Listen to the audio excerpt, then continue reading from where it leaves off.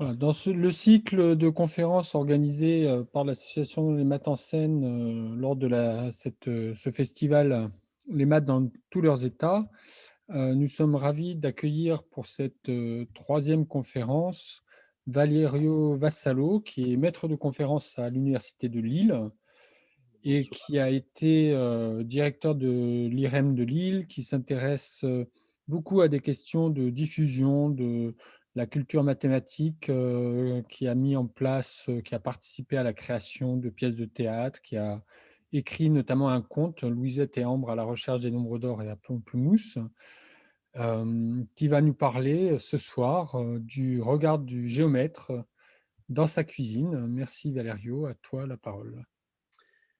Ben, merci à l'association Les Martin en Scène de présenter cette conférence. Donc, comme vous voyez, c'est une conférence qui bon, commence à dater un peu. On l'a préparée il y a quelques temps avec deux autres collègues.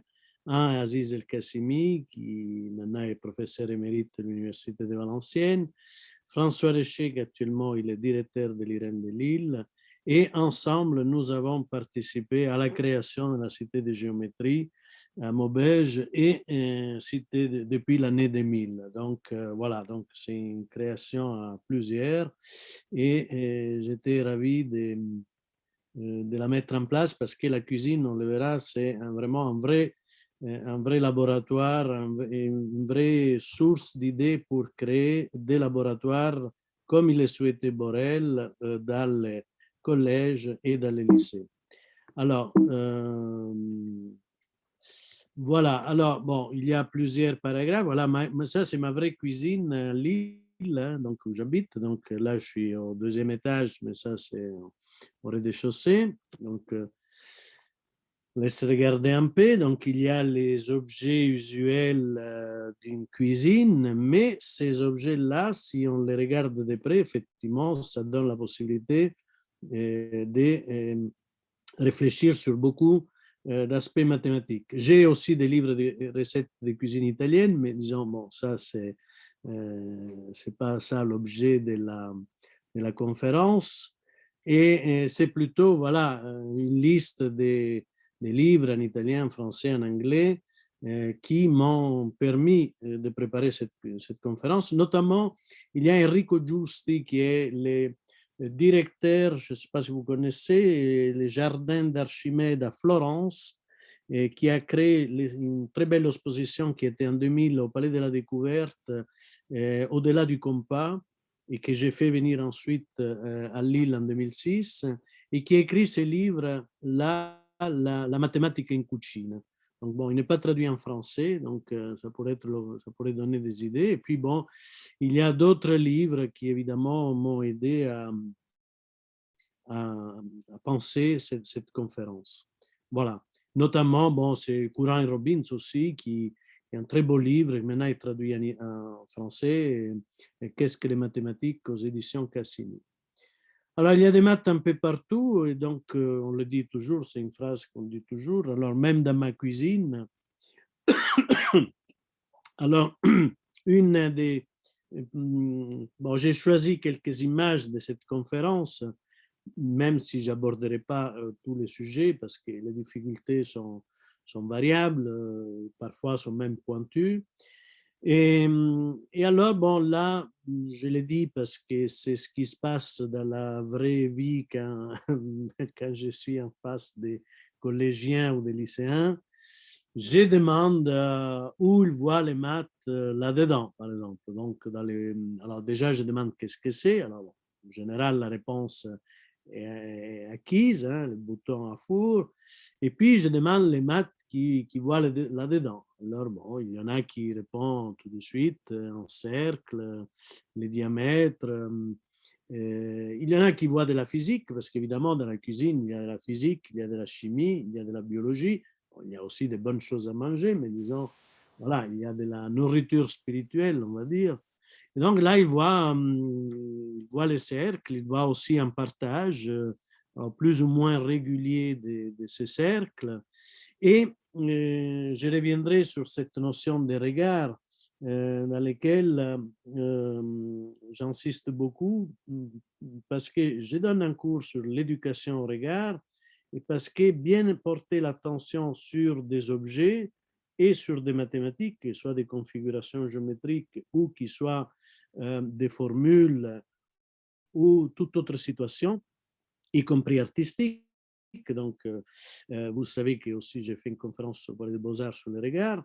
Mais là, c'est centré sur les objets de la cuisine. Là, dans cette deuxième diapo, alors, les élèves, bon, bien sûr, ils font référence au volume, aux mesures, aux capacités. Donc, alors que mon attention portera par la suite, hein, si j'ai le temps, donc sur, aussi sur les anses de ces objets et disons, pas particulièrement sur les volumes, quoique. Là, bon, c'est aussi un clin d'œil aux mesures de longueur, disons, donc aussi à la possibilité d'attraper des petits volumes, des petites quantités. Et dans la dernière diapo, c'est un problème qui a attiré mon attention, c'est-à-dire quand on ouvre tous les jours les robinets d'eau, il y a une sortie ici qui, disons, va approximer cette sortie qui est légèrement irrégulière comme un disque, et on verra que l'eau, quand elle tombe donc dans le lavabo, normalement, si le jet n'est pas très fort, en bas du lavabo, il y a un petit disque, on peut remarquer un petit disque, on le verra dans les diapos après, et ça sera intéressant de voir, tout au moins d'évoquer la relation entre les rayons du disque ici, de sortie, et les rayons du disque d'arrivée sur le lavabo, en fonction, bien sûr, de tous les paramètres qui s'imposent dans cette problématique-là. Alors, la cuisine, ça offre la possibilité de parler de translation parce que, bon, on ouvre et on ferme des tiroirs. Donc, comme les translations sont un nouveau objet d'études au collège, bon, ben, on peut parler d'une translation, de son inverse. Hein, on ouvre, on ferme. Et puis des rotations parce que, bon, ben, quand on ouvre nos portes, là, on effectue des rotations autour d'un axe, donc, mais on fait des rotations ça aussi, ici aussi. Alors, ça, c'est évoqué aussi par certains étudiants qui réfléchissent un peu sur l'idée qu'on peut tourner notre bouton. Voilà. Je reviendrai après sur les carrelages parce que, bon, évidemment, tout ça, ça nous parle. Mais la pendule du grand-père aussi, c'est une mine d'idées au niveau de la géométrie parce que, bon, il y a des courbes ici qui sont cachées par la pendule, la fameuse cycloïde, donc, qui... je ne sais pas ce qui s'est passé, bon. Donc, voilà, il y a le mouvement de la pendule avec évidemment toutes les équations différentielles, je ne l'ai pas écrit, qui sont liées au mouvement de la pendule, mais ça peut être aussi intéressant de regarder. Et puis, l'arithmétique du cadran, là, donc avec cette arithmétique, arithmétique modulaire, modulo 12, comme on a l'habitude de dire. Et donc, tous les 12 heures, les aiguilles sont dans la même position et on peut s'amuser à faire des additions sur ces cadrans-là. Et la trigonométrie, évidemment, est en relation au mouvement de la pendule. Donc, ça aussi, disons, chaque sujet, c'est source d'idées, d'inspiration pour quelqu'un qui est sensible à la géométrie, l'arithmétique, aux fonctions, aux équations et à la trigonométrie. Alors, j'aurais envie de revenir un peu sur les regards et de citer une poésie de Pascal Quignard dans Les sexes et les froids chez Gallimard. Et je vais lire qu'il ferme les yeux et qu'il rêve dans la nuit, qu'il les ouvre et qu'il observe attentivement les choses réelles, dans la clarté que penche le soleil, que son regard se déroute et s'égare, qu'il porte les yeux sur les livres qu'il tient entre ses mains, qu'assis dans le noir, il épie le déroulement d'un film, qu'il se laisse absorber dans la contemplation d'une peinture, l'homme est un regard désirant qui cherche une autre image derrière tout ce qu'il voit. Et disons, j'ai bien aimé cette citation de Pascal Quignard que j'avais trouvée au musée L'Âme de Villeneuve d'Ascq, ici dans le Nord, parce qu'il synthétise bien cette idée que l'homme est un regard désirant qui cherche une autre image derrière tout ce qu'il voit. Disons, c'est un peu la philosophie de cette conférence. Et d'ailleurs, bon, Pascal Quignard fait référence à la peinture. Alors, que fait-on quand on regarde une peinture? À quoi pense-t-on? Imagine-t-on? Comment se dire à soi-même ce que l'on voit ou devine? Voilà, donc ça c'est quelque chose pour revenir sur cette notion de regard, parce que le regard est fonction aussi un peu du métier qu'on exerce.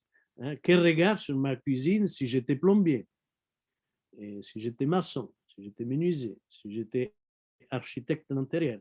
Alors ça, c'est des questions que je pose ici sans, sans réponse, mais que normalement, je pose aux jeunes hein, quand je suis en phase 2 pour montrer que le regard du géomètre, c'est encore un autre regard que le regard du plombier, du maçon, du menuisier ou de l'architecte d'intérieur.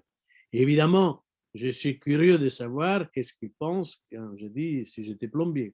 Qu'est-ce qu'il fait un plombier quand il rentre dans la cuisine hein, quand on appelle les plombiers chez nous, qu'est-ce qu'il va regarder d'abord bon, souvent, bien sûr, les réponses sont immédiates, disons. Donc, mais c'est intéressant parce que ça revient sur cette notion de regard.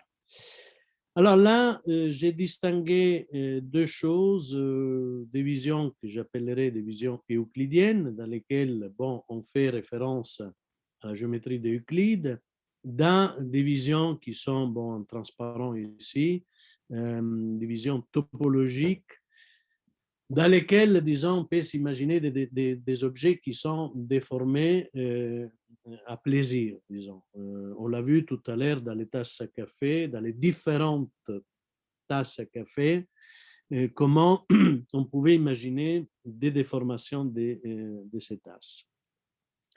Alors, j'évoque là un principe, alors je ne sais pas si je peux déplacer ça, parce que voilà.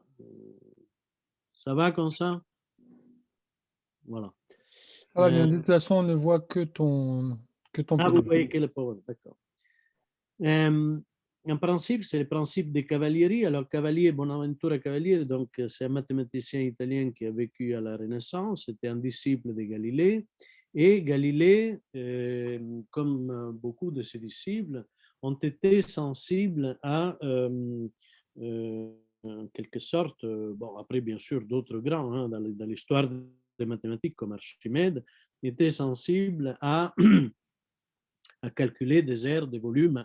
Et si je peux un peu résumer, on le verra dans quelques instants, à bien comprendre, à bien regarder d'une façon très particulière les solides comme ensemble des parties planes. Alors, qu'est-ce qu'il dit le principe de Cavalieri? Il dit que deux solides qui sont posés sur un même plan, dans le même demi-espace, ont le même volume, seulement si toutes les sections par un plan parallèle au plan de base ont la même aire. Alors ici, je ne sais pas si vous le voyez, parce que, Xavier, tu me diras si vous voyez les jeux de cartes. Non? On voit le jeu de cartes, mais éventuellement, pour que ça passe à l'enregistrement, tu peux, arrêter le partage d'écran un temps et le remettre après. Comme ça, on te verra en grand. J'arrête un instant le partage d'écran et là, On c'est te voit en mieux? grand. Voilà. Donc là, j'ai un jeu de cartes. Alors, j'ai des 40 cartes napolitaines. Donc, je fais semblant de les partager en deux parties de chacune de 20 cartes. Donc, les principes des cavalieri, il nous dit, alors bon, là, c'est un peu compliqué parce que, alors attendez, je vais essayer de faire autre chose. Alors, je ne sais pas si donc là vous le voyez. Donc, le principe de cavalerie nous dit que si on appuie ces cartes, alors bon, là c'est un peu compliqué parce qu'évidemment c'est du direct. Alors, je vais essayer de les mettre sur le même plan, dans le même demi-espace. Et alors, si on coupe avec un plan qui est parallèle au plan de base, évidemment, chaque fois, si je coupe à la même hauteur, ben, ce que j'obtiens, c'est deux cartes. Donc, c'est deux sections qui ont la même aire. Alors, comme je peux faire ça à tous les niveaux, disons, on va dire du rez-de-chaussée jusqu'au dernier étage, ben, disons, ces deux groupes de cartes, ils formeront le même volume. Voilà. Donc, ça, c'est l'idée des cavaleries. Donc, c'est l'idée d'imaginer un volume comme un ensemble donc des sections planes. Et bon, le trousseau de cartes, ça peut être une bonne idée de dire voilà. Sauf que, alors là, je reviens au partage d'écran. Sauf que, évidemment, ces sections planes, j'invite les élèves à penser que ces sections planes n'ont pas une épaisseur comme les cartes, mais ils finissent par dire qu'il y a une infinité de cartes qui composent, à l'occurrence, un parallélépipède.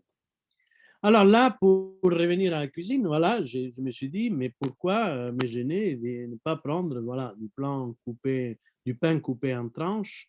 Alors, Et attention, puis, tu ne partages pas ton écran en ce ah, moment. pardon, excuse-moi, je reviens alors. Merci Xavier. Alors, bon, j'ai fait des bêtises.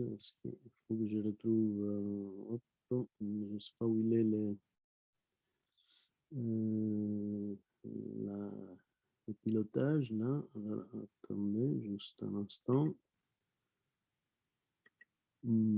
Alors, on va faire comme ça. Voilà, partage d'écran.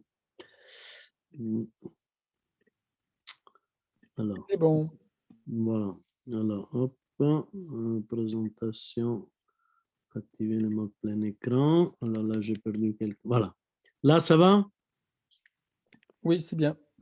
Voilà. Donc là, je disais que bon, rien de mieux que prendre du pain et imaginer ce volume du pain qui nous est vendu à la boulangerie comme un ensemble de sections planes, mais cette fois, les sections planes sont notre tranche de pain que dans la vie mathématique, là on est dans la vie réelle, dans une des vies réelles, dans la vie réelle mathématique, on coupe finement ces tranches et on imagine donc que où j'ai la tranche comme ça, où j'ai ces volumes comme ça, où les volumes un peu inclinés, ben les volumes c'est les mêmes parce que à chaque étage, j'ai la même tranche de pain qui a la même aire. Donc, bon. Voilà, donc ça c'est une idée de ce principe de cavalerie. Mais le principe de cavalerie mérite une généralisation faite par Cavalieri lui-même, c'est-à-dire qu'à la place d'avoir un solide coupé en tranches, il prend trois solides ABC, donc qui sont posés sur le même plan, dans le même demi-espace. Et maintenant, je sais que tout plan parallèle au plan de base coupe les trois solides en trois sections, SA, SB, SC. Et je sais que l'aire de la section SA est égale à l'aire de la section SB plus l'aire de la section SC. Alors, je peux en déduire, si je fais cette vérification section par section, que le volume de SA égale le volume de SB plus le volume de SC. Voilà, s'il y a des questions sur le sujet, je suis prêt à répondre. Alors, un exemple. Alors, l'exemple que je vais traiter là, c'est celui donc que Cavalieri lui-même avait traité, c'est de calculer le volume de la demi-sphère. Et donc là, il considère les trois solides ABC, donc respectivement les cylindres, les cônes et la demi-sphère. Alors, il y a une chose importante dans cette histoire, c'est qu'ils ont le même rayon et et la même hauteur, de même mesure R. On les dispose, comme il propose Cavalieri, tous du même côté par rapport à un plan alpha. Les cylindres et la demi-sphère posés sur leur base, donc comme ici, comme A et C, et les cônes à l'envers sur son sommet V, de telle sorte, alors bon, là je vais revenir un peu aux figures, voilà, bon, on a les figures posées comme ça, et voilà, et alors ce qu'on fait en suivant Cavalieri, c'est de couper ces trois solides par un même plan bêta qui est parallèle à alpha. Alpha, c'est le plan de base, hein, notre table de cuisine, si on veut, et à distance h de alpha.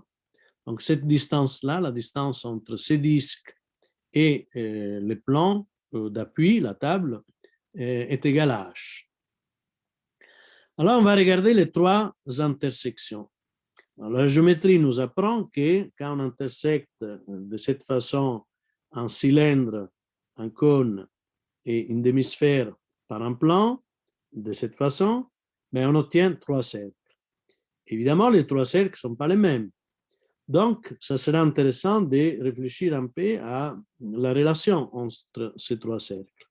Alors là, j'ai mis un peu de lettres hein, pour voir mieux. Voilà. Et puis, bon, encore mieux, c'est ça.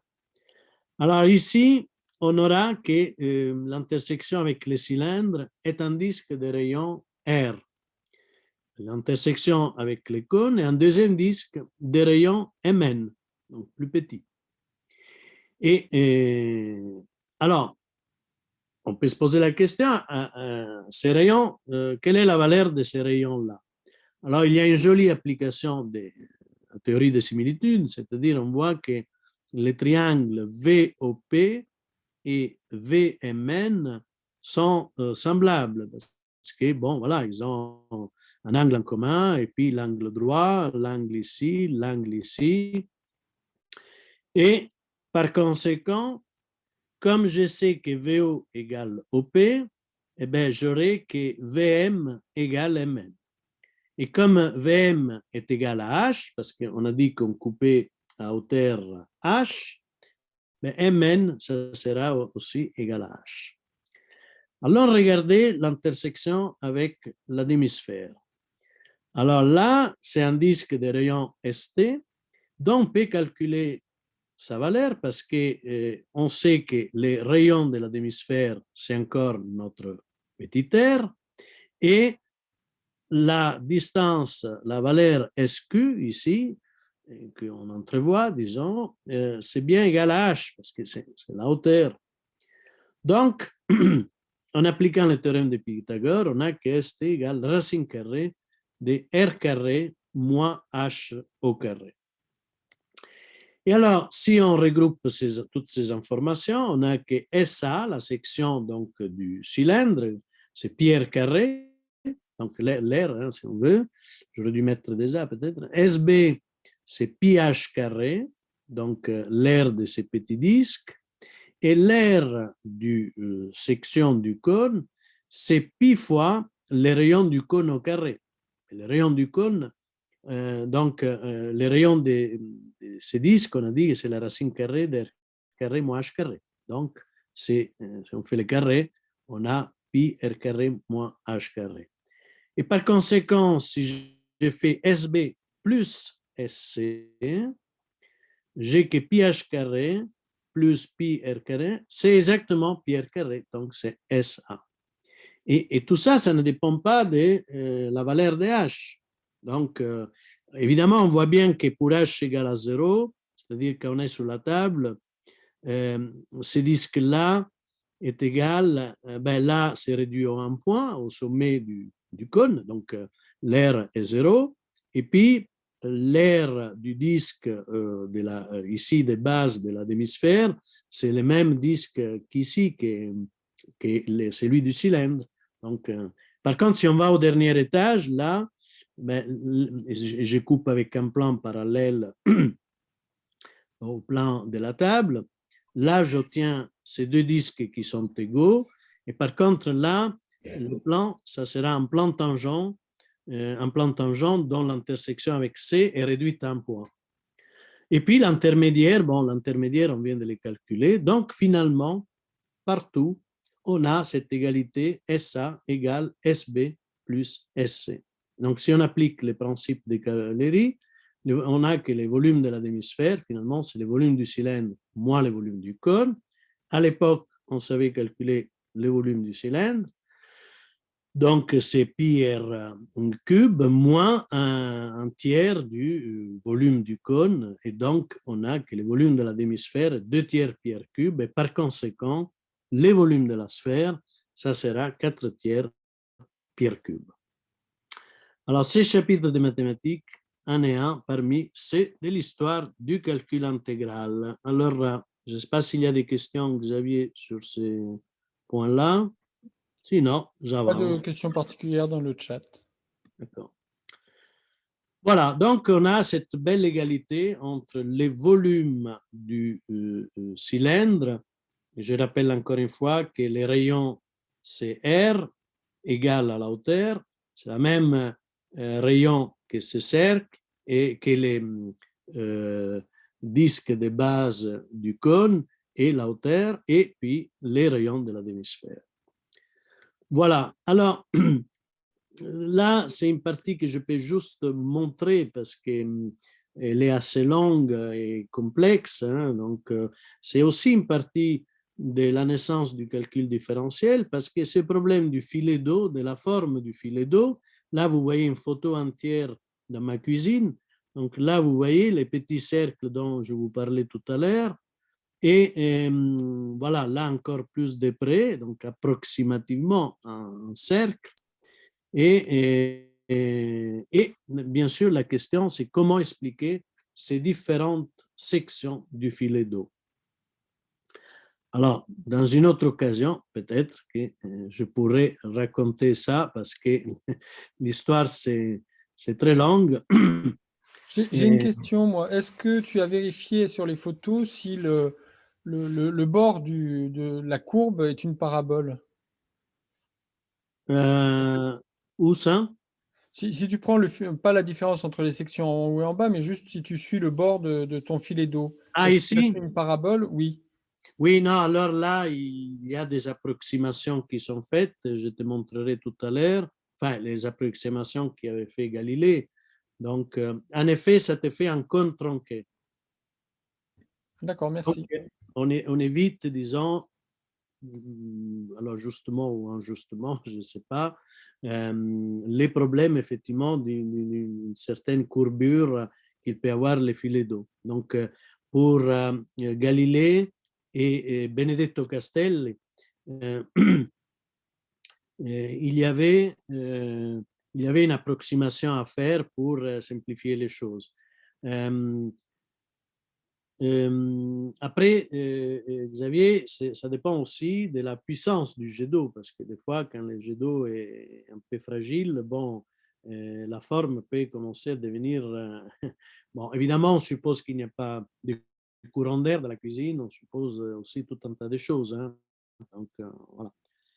Alors, bon, alors là, je passe parce que c'est de la physique hein, et un peu des raisonnements assez fins de Castel et Galilée et qui amène finalement à cette très belle formule qui est la formule qui donne les rayons du disque en fonction donc, de la hauteur H. La hauteur H, c'est la différence entre, c'est la mesure, disons, de la distance entre la sortie de l'eau et l'arrivée d'eau.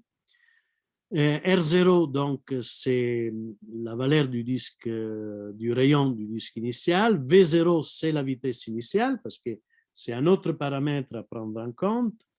G, c'est la fameuse accélération de gravité, donc les 9,81 mètres par seconde carré.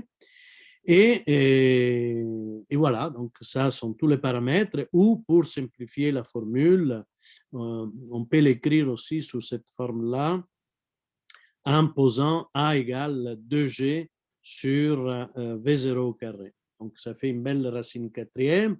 Ça permet, quand on est au lycée ou en classe prépa, bon, de faire, voilà, d'étudier une fonction éventuellement racine quatrième qui ne soit pas juste jetée là pour en faire une, mais liée, disons, à des raisons physiques. Alors, on peut s'amuser aussi à faire varier la vitesse. Alors, V0, 5 cm par seconde, V0, 10 ou V0, 20. Et alors, dans ces cas-là, on a différentes valeurs, évidemment, de la constante A, que je rappelle, c'est 2G sur V0 au carré. Et avec ces valeurs, on peut calculer donc les formes du G. Alors, vous voyez qu'ici, il y a l'approximation dont je parlais tout à l'heure, c'est-à-dire, bon, on suppose que les profils soient assez droits. Et encore que, bon, j'ai pris cette figure, mais bon, j'aurais dû peut-être dessiner carrément trois cônes tronqués. Vous voyez aussi, c'est intéressant pour réfléchir avec les jeunes, que plus la vitesse initiale du jet d'eau est importante, plus on s'approche d'une forme cylindrique. Donc voilà, plus la vitesse est faible, plus bon, les filets d'eau, il va être mince. Voilà, donc ça, c'est les visions, disons, euclidiennes, comment dirais-je, physiques aussi, et de ce qui peut être dans la cuisine. Là, maintenant, je passe à ce qui sont les visions topologiques.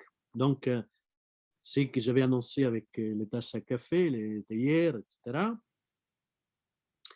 Et donc, voilà une théière, et donc je peux la regarder comme ça, mais je peux la regarder aussi comme ça, donc bordée, disons habillée par ce que les mathématiciens appellent une triangulation d'une surface. Alors là, c'est la triangulation d'une théière, donc on recouvre la théière de plein de petits triangles, ou d'une façon irrégulière, ou d'une façon un peu plus régulière, disons, en fonction un peu du problème qu'on veut traiter.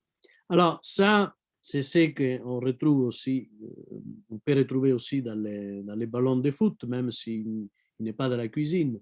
Mais dans les ballons de foot, voilà, on peut avoir des triangulations différentes, et plus ou moins denses, et ça peut être intéressant même de faire découvrir aux enfants, aux jeunes, hein, par exemple, la relation entre cette triangulation-là et cette triangulation-là.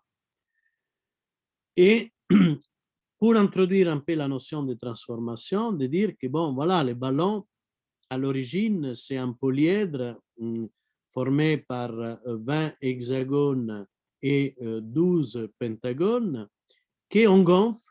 Donc, on fait des transformations continues du polyèdre pour passer du polyèdre à la sphère. Alors, ça, si dans un public il y a la notion de transformation, on peut introduire d'autres transformations. Oui, il y avait une question? Non, je pense pas. D'accord. J'avais entendu une voix.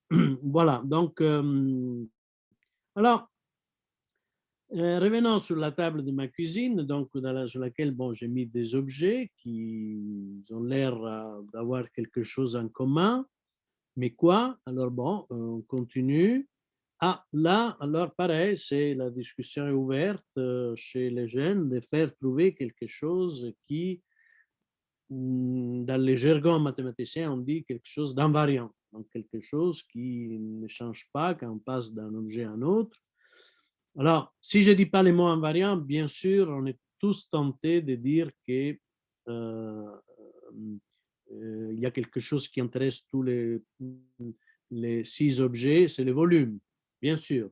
Le volume, c'est quelque chose, le volume est la capacité de ces objets qui peut rentrer en jeu. Mais bon, c'est intéressant aussi de remarquer que nous, les mathématiciens, ben, on s'intéresse à ce petit bord là qu'on appelle une anse et qui on retrouve aussi dans d'autres objets comme un bol à lait ou cette casserole là dans laquelle bon, on en a deux. Et puis là, par exemple, dans cette tasse à café, là, bon, si je regarde bien, ben, c'est pas vraiment seulement un trou, là, il y en a trois. Et finalement, je peux me dire que ça pourrait être intéressant de regrouper ces objets en fonction de la présence d'une anse ou pas, ou du nombre de anses. Donc là, il n'y a pas de anses, donc je les ai mis ensemble. Ici, il y a une selle, ici, il y en a deux pour chaque objet, et puis ici, bon, il est tout seul avec ces trois anses. Alors,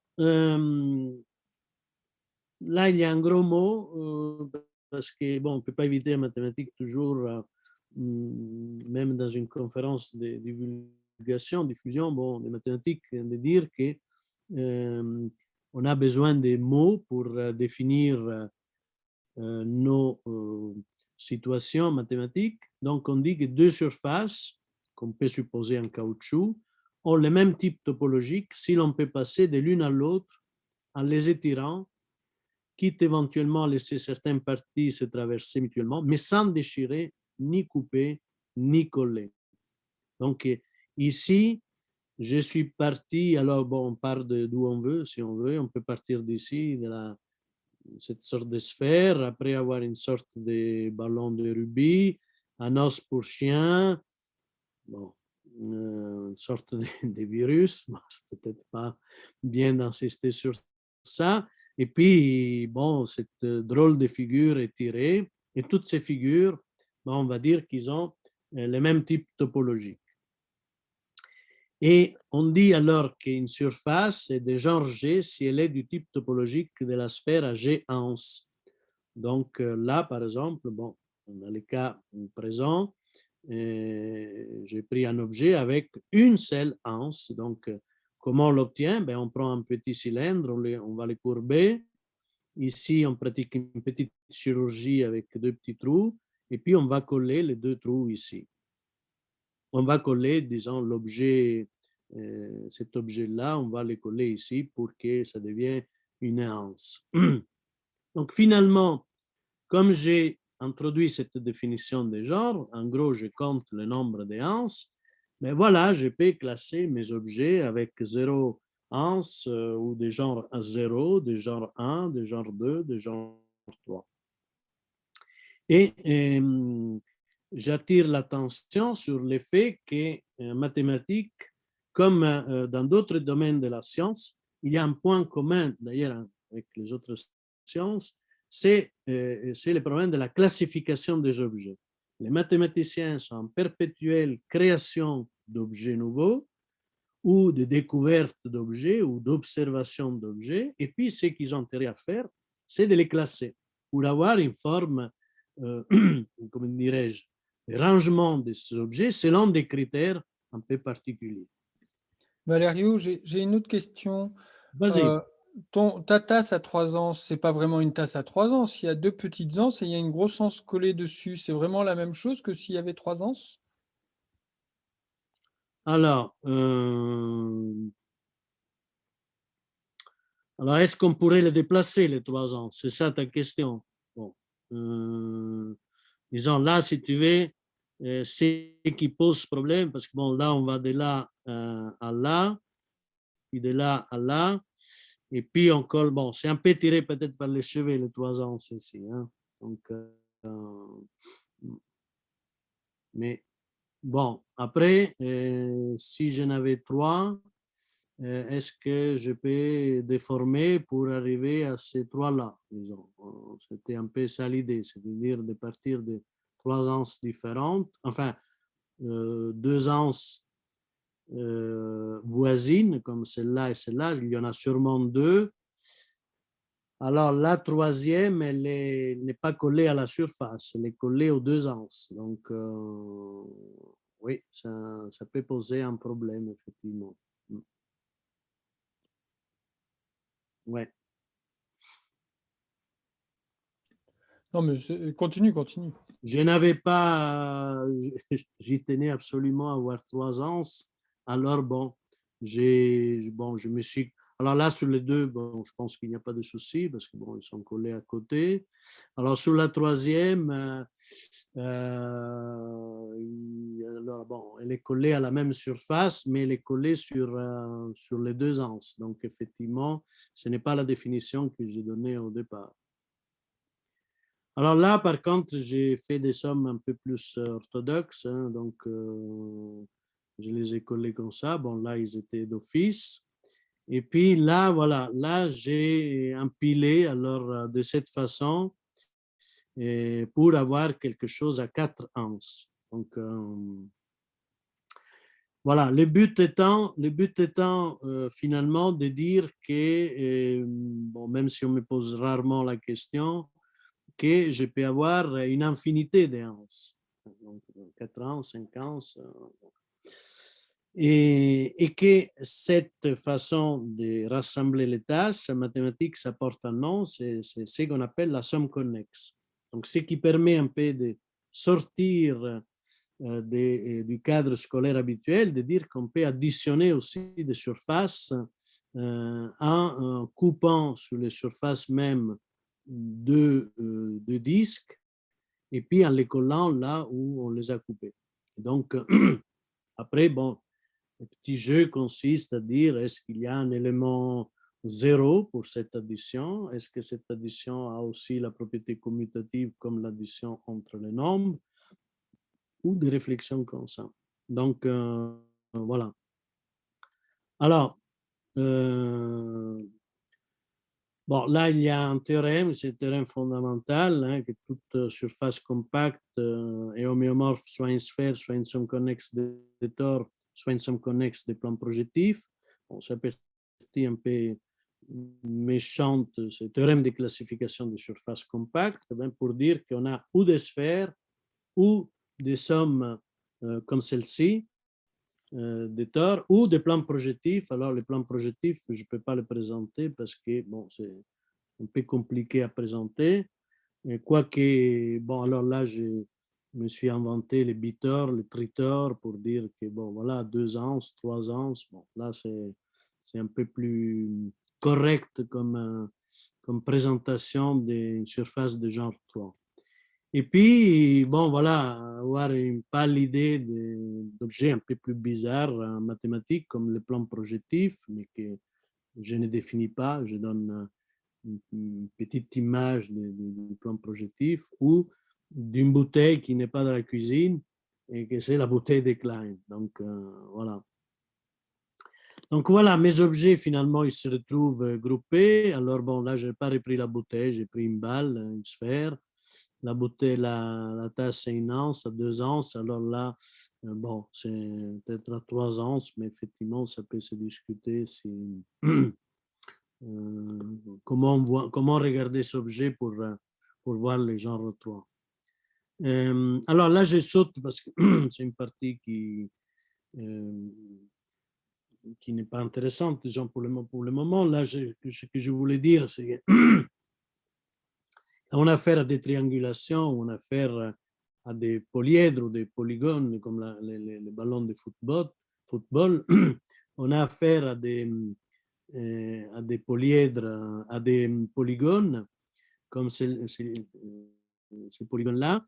C'est l'occasion aussi pour dire que si on n'aime pas spécialement les maths, bon, on peut aussi utiliser les mathématiques comme support pour créer des objets artistiques. Alors, s'il y en a un qui a fait ça, c'est Philippe Stark, qui a travaillé, d'après ce qu'il dit, hein, aussi sur la physique, les mathématiques, pour s'inspirer des, voilà, là c'est les presse-légumes, bon, pour s'inspirer de certains objets. Voilà, là c'est une sorte de tore, hein, donc une surface en trou, et là, bon, une autre surface de chaise particulière dont j'ai oublié le nom, inspirée à des éventuelles formes mathématiques. Voilà, bon, là c'est la combinaison du vélo et du patin.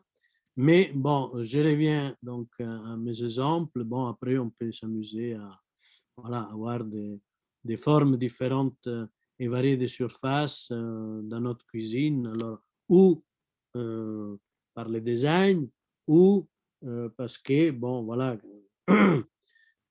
c'est des fêtes particulières. Bon, on peut s'amuser à faire des découpages des fruits, des légumes et avoir des formes particulières. Alors, bon, là, je n'arrive vers, je pense, vers résultat final, hein, que finalement, dans les polyèdres que je considère, comme celui-ci, par exemple, en tétraèdre, on a des faces, on a des arêtes et on a des sommets. Et il y a une belle relation dans ces cas-là, c'est que dans un polyèdre convexe simple dans lequel bon, on n'a pas de trous, donc le nombre de faces moins le nombre d'arêtes plus le nombre de sommets, c'est toujours égal à 2. Donc on peut le déformer comme on veut. Mais il y a un invariant, ce nombre 2, ou si on veut regarder de l'autre côté, plutôt, c'est cette caractéristique-là F- cette somme alternée qu'on appelle la caractéristique de Euler, que lorsque on a une présence de trou, donc lorsque G est différent de 0, cette caractéristique-là prend la forme de 2 moins 2G. Alors, donc là, après, c'est des exemples où on peut s'amuser à calculer en direct. Bon, on n'a pas le temps, mais disons, calculer en direct, vérifier en direct la formule de Euler. Bon, par exemple, dans le cas de cette surface-là, qu'elle soit égale à 0, ou dans ces cas-là, dans lesquels, pardon, la caractéristique est égale à moins 2. Donc, on peut faire des vérifications comme ça en classe. Ça permet aussi de jouer, si les objets sont en caoutchouc, de les déformer et, et, et de voir que c'est un invariant, donc cette caractéristique. Voilà, alors là, il y a des exemples de triangulation pour jouer avec la formule de Euler. Alors, ça peut être bon, des boîtes de chocolat ou d'autres choses dans lesquelles, bon, voilà, on considère certaines triangulations ou des triangulations plus denses, mais la formule de Euler ne change pas. Alors, je voudrais terminer au niveau des démonstrations avec la démonstration f-a plus s égale 2 par la preuve qui a donné Cauchy, ce grand mathématicien en 1809, donc Cauchy, qui bon, on connaît pour différents résultats en analyse, en algèbre, et donc aussi pour cette formule-là. Alors l'idée de Cauchy, c'est de projeter par un point extérieur. Alors là, j'ai pris les cubes pour simplifier le discours, mais évidemment, Cauchy s'attaque à un polyèdre quelconque. Alors, il prend un point extérieur. Imaginons qu'on a une lampe ici, on éclaire, et la lampe elle va diffuser notre cube par terre, ou on peut le voir même en transparence, où on voit ce qui va se passer sur les plans. Alors, sur les plans, en effet, c'est ce qui reste. Alors, ce qui reste, c'est ça. Alors, ici, donc, on peut effectuer effectivement une triangulation. Et, pardon, j'ai été un peu trop vite. Voilà. Il faut que je monte, je ne sais pas pourquoi ça descend. Voilà. Alors, en effet, qu'est-ce qui se passe dans le cas du plan? Dans le cas du plan, comme on a perdu, bon, il y a un souci, attendez, j'aurais envie de sortir, voir la présentation. Bon, on va dire c'est ça. Bon. Mais, voilà, on perd des choses, je ne sais pas pourquoi. Alors, je vais remonter. Alors, j'ai utilisé des lettres minuscules, F-A plus S, parce que je réserve les lettres majuscules pour l'espace. Comme on a perdu une face, alors, désolé, là, si on fait les calculs, donc on a 5 faces, donc 1, 2, 3, 4, 5, et puis on a pardon, 12 arêtes et 8 sommets. Donc, dans ce cas-là, on a 1. Alors, on dit pourquoi 2? Pourquoi pas 2? Parce que justement, on a perdu une face. Alors là, attendez, parce que c'est des misères.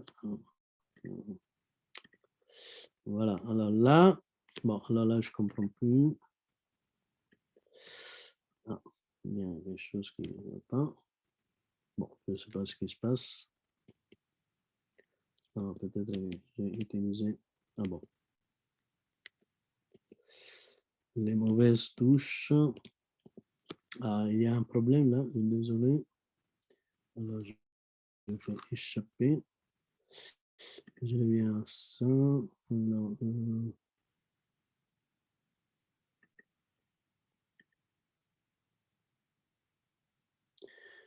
bon, voilà. Alors, j'ai fait une triangulation de cette surface, comme il a fait Cauchy. Donc, alors, Cauchy, il fait les opérations de chirurgie suivantes. Donc, d'abord, il fait la triangulation et après, il commence à enlever des parties. Alors, si on enlève des parties, alors, bon, le problème, c'est que, bon, si on enlève des parties, f moins a plus s, il reste constante. Parce qu'on perd des choses. Si on perd une face, bon, par exemple, bon, si on perd une face et on a gagné autre chose, bon, f moins a plus s, il reste constante. Donc, on peut faire ces opérations de chirurgie, de découpage, alors là, par exemple, f moins a plus s, c'est 9 moins a moins 16 moins 2, donc les faces, on a perdu encore une face, 16 moins 2, donc on a perdu 2 arêtes, mais on a perdu un sommet. Et donc, au total, la perte de face, ce que je voulais dire, et la perte des sommets compense la perte des arêtes. Et donc, on obtient toujours 1. Alors, on continue comme ça. Alors là, peut-être, décidément, voilà. Voilà, là, bon, on est dans une autre situation, donc on continue, f moins a plus s, donc 7 moins 1, moins 13 moins 1 plus 7, donc on obtient toujours 1. Bon, on continue, on coupe, et finalement, ce qu'il fait, c'est d'arriver au triangle. Et dans les triangles, donc, on a une seule face, 3 arêtes et 3 sommets, et donc, c'est 1. Alors, et là, il s'arrête. Et puis, comme là, on a découvert que c'est 1, donc finalement, si on prend un polyèdre quelconque, on peut toujours se débrouiller pour arriver au triangle. Et bien là, après, il commence à réhabiller il n'a pas jeté les pièces qu'on vient d'enlever, mais il les recolle. Et comme le processus peut être refait dans l'autre sens, on peut recoller toutes les pièces et donc arriver que finalement, f moins a plus s, c'est quoi? C'est la caractéristique de Euler dans les plans où il faut rajouter 1 parce qu'on a gagné une face et donc 1 plus 1 égale 2. Et c'est comme ça que ça se termine la démonstration de Cauchy. Alors, arrivé à ce moment-là, Euler, ça sera juste des flashs de ce qui se passe, disons, dans une conférence un peu plus longue. Donc là, cette formule d'Euler, f moins a plus s égale 2, elle est jolie, pas seulement parce que apparemment Descartes et Euler, ils avaient déjà trouvé ce genre de formule. Poincaré aussi s'était intéressé à ces formules pour des objets plus compliqués et avait généralisé donc cette idée des caractéristiques de Euler. Mais cette caractéristique de Euler permet aussi, à travers un peu de jeu de la combinatoire, de démontrer que, alors que, voilà, on a que 5 polyèdres réguliers, le tétraèdre, le cube, l'octaèdre, le dodécaèdre et l'icosaèdre. Donc, la différence donc, de la régularité par rapport au plan où on a une infinité de polygones réguliers, c'est que dans l'espace, on n'a que ces 5 polyèdres réguliers. Bon, voilà. Alors, ils sont appelés aussi les solides de Platon. On peut s'amuser à voilà, chercher à faire les pommes de Platon, des choses comme ça. Voilà. Alors, là, je voulais faire allusion à certains problèmes qu'on peut avoir facilement dans la cuisine, problème d'air. Voilà un de mes 30 tiramisu faits avec des recettes différentes. Alors, la problématique générale, quelle est?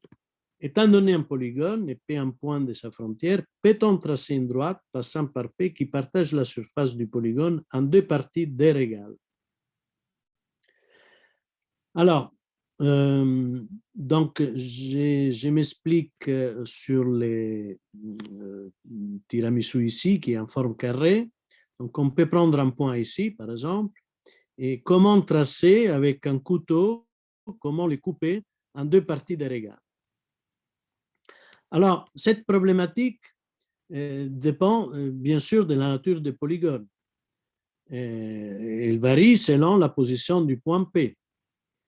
Et puis, la question, c'est est-ce qu'il y a des choses qui sont connues pour ces problèmes-là? Alors, j'ai pris une tranche de tiramisu. D'ailleurs, c'est un problème que je voulais poser, un énigme que je voulais poser, mais je ne peux pas parce que les réponses ne peuvent pas être données. Donc, je me donne une tranche et la question que je pose est la suivante. Mon point P, où je démarre avec les couteaux, est ici. Et je vais couper la tranche en 2 parties d'air égales. Alors, c'est un joli problème, un petit joli problème de recherche qui permet déjà d'activer le bon sens. C'est-à-dire, on voit que là, si je coupe dans ce sens-là, j'ai 2,49% des gâteaux à gauche et 97,51 de l'autre côté. Alors, bon, le bon sens suggère de couper. Alors, parfois, on peut penser qu'il faut passer par le sommet, mais les points P, ce n'est pas les milieux de ce côté-là. Donc, là, on voit bien qu'on a 25% et 75%. Puis, on coupe. Et là, on a 40%, 60%. Alors, on dit, tiens, on s'approche. Et en effet, arrivé à un moment donné, on dépasse les 50%, 50%. Alors, la question que je pose au public qui suit, c'est la question suivante. Comment trouver les points Q ici? Donc, ici, on a les points P. Comment trouver les points Q ici? Ne pas seulement se contenter de dire que ça doit être à peu près de ce côté-là, mais comment même les construire à la règle au compas. Donc, il y a une très belle construction de ce point P en face, de ce point Q en face du point P, qui permet d'avoir, bien évidemment, d'un côté un triangle, de l'autre côté un quadrilatère, et les deux, ils ont la même aire. Donc, et puis, bon, ça permet aussi d'utiliser une sorte de valeur intermédiaire parce que, bon, on voit bien qu'on bascule de 40% clair à 55% à peu près clair, et après une égalité, et après, bon, bien sûr, on va tomber très bas.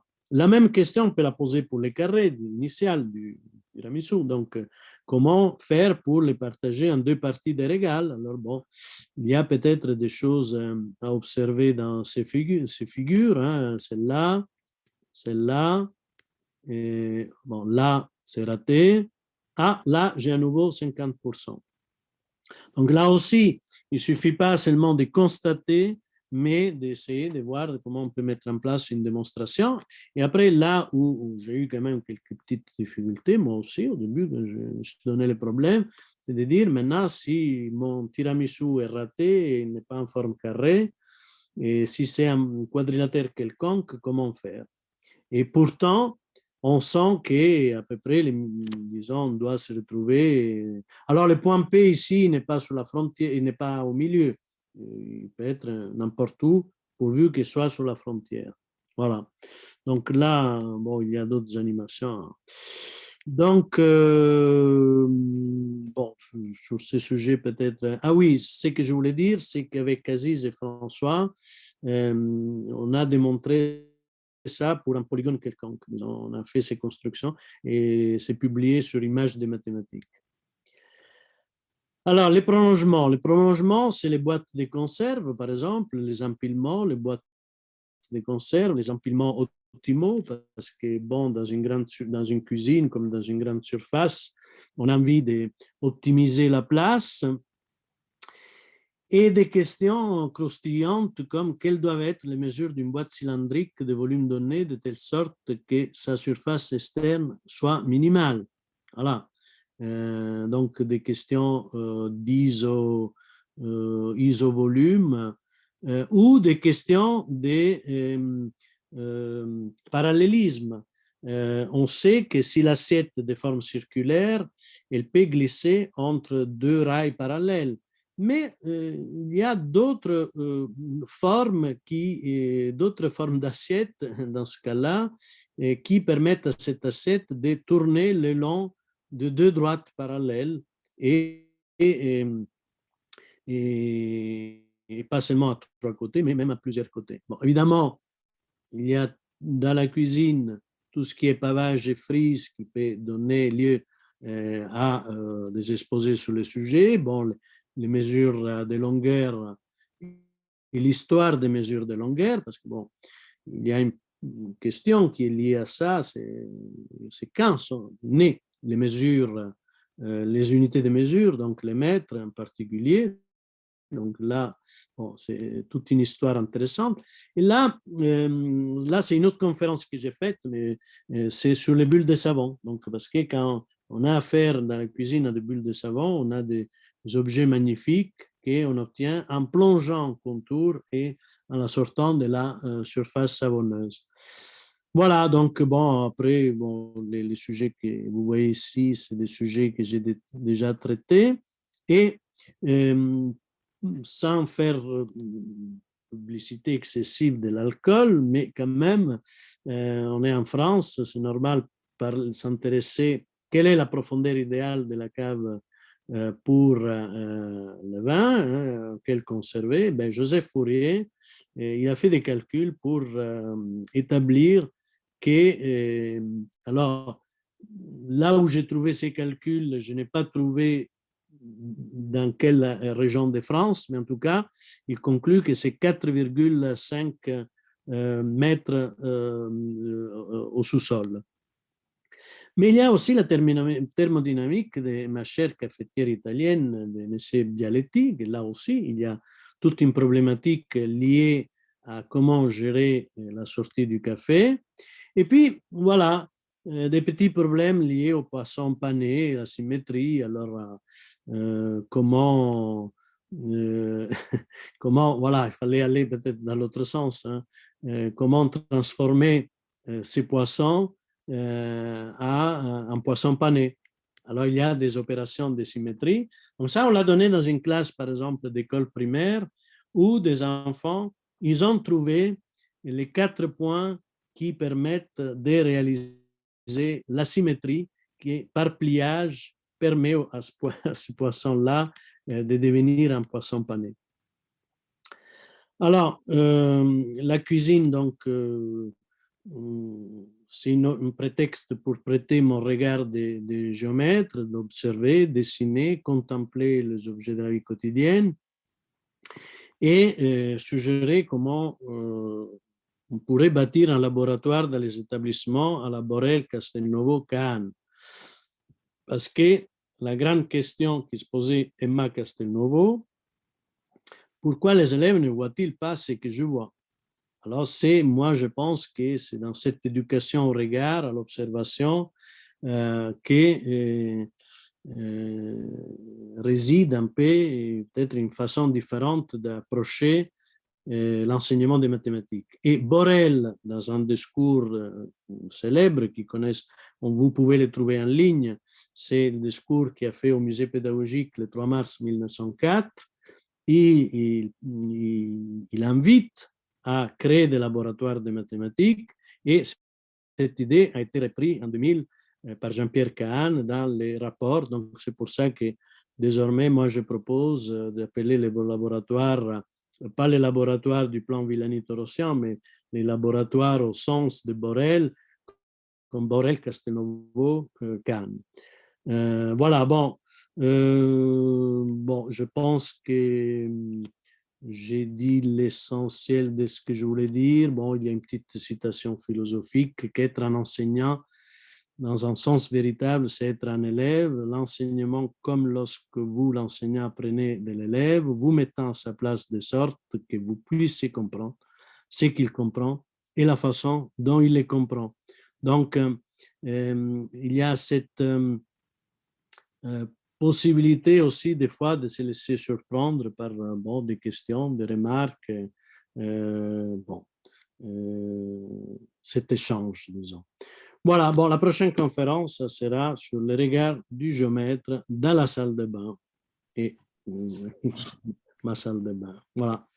Je vous remercie de votre attention et bon, moi je suis prêt après à répondre à des questions si voilà, s'il y en a, ou je ne sais pas s'il faut arrêter un instant le partage. Merci beaucoup, Hilario. Je vous propose d'ouvrir vos micros pour applaudir et pour remercier. Merci. Je ne sais pas si certains d'entre vous ont des questions. Alors moi, je n'ai pas bien compris tout à l'heure la règle du poisson pané. Que fallait-il faire avec le poisson? Il faut le couper en morceaux pour le mettre dans un rectangle, c'est ça? Voilà, alors en effet, on travaillait sur la symétrie axiale avec, alors je refais le partage d'écran, voilà, on faisait la symétrie axiale dans une classe très difficile. Non, je n'ai pas partagé là, c'est partagé? Oui, oui. Oui, donc en effet, Xavier, la question était la suivante, est encore plus méchante. Comment calculer l'aire de ce poisson, de la surface recouverte par ce poisson? Question aussi de, comment dirais-je, de porter le discours de l'air à des courbes fermées, simples, qui ne sont pas les cercles ou les triangles ou les polygones. Et donc, on a donné les poissons. Alors après, évidemment, bon, c'est des enfants de CM1, CM2, en plus c'était une classe en grande difficulté. Il ne s'agissait pas de les faire sécher, mais alors j'ai pris comme exemple, alors je n'ai pas l'image là, mais enfin je pourrais la retrouver, mais c'est un peu compliqué. Attends, si tu me donnes un instant, je vais te dire par quel biais pédagogique je suis passé pour m'en sortir de là. Alors, une situation analogue. Alors, bon.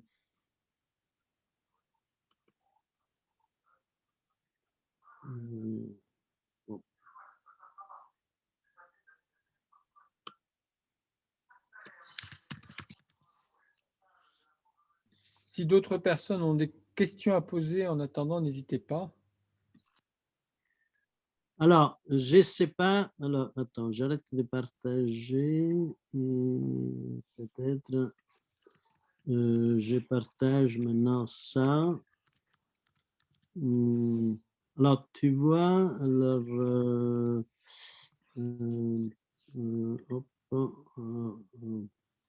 alors, il faut faire des choses sans faire de maladresse. Alors, ce qui est difficile. Alors, partage d'écran, voilà.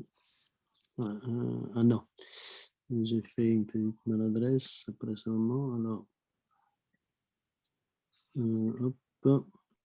Ah ben non.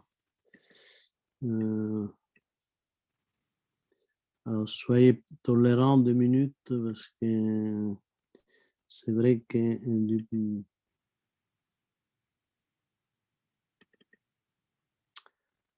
alors, voyons si maintenant je fais les partages d'écran. Voilà. Voilà, Xavier, comment je me suis pris pour tu vois la duplication du carré. Oui, oui, je vois. Donc, il s'agissait de faire comprendre aux élèves comment on passe d'une duplication du carré à la duplication ou à la division par deux de l'aire du poisson. Et donc, dans ces cas-là, alors là, je dois quitter ce partage-là et revenir au partage du poisson. Voilà, alors hop, partage d'écran. Voilà. Évidemment, ces poissons, il avait été conçu pour qu'on puisse les replier comme les carrés, si tu veux.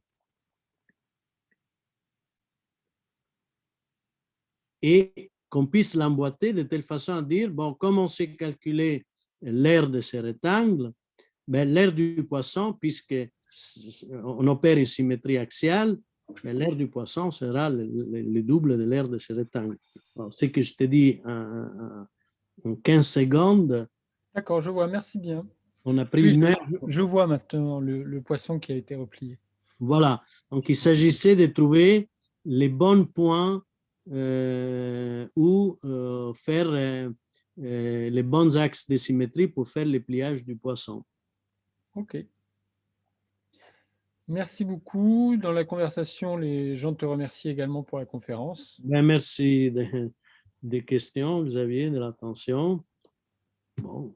Je vous souhaite une bonne soirée à tous et je vous invite à aller sur le site Les Maths en scène pour trouver les prochaines conférences. À bientôt. Merci à tout le monde. Au Merci. revoir. Au revoir. Merci, au revoir. Au revoir.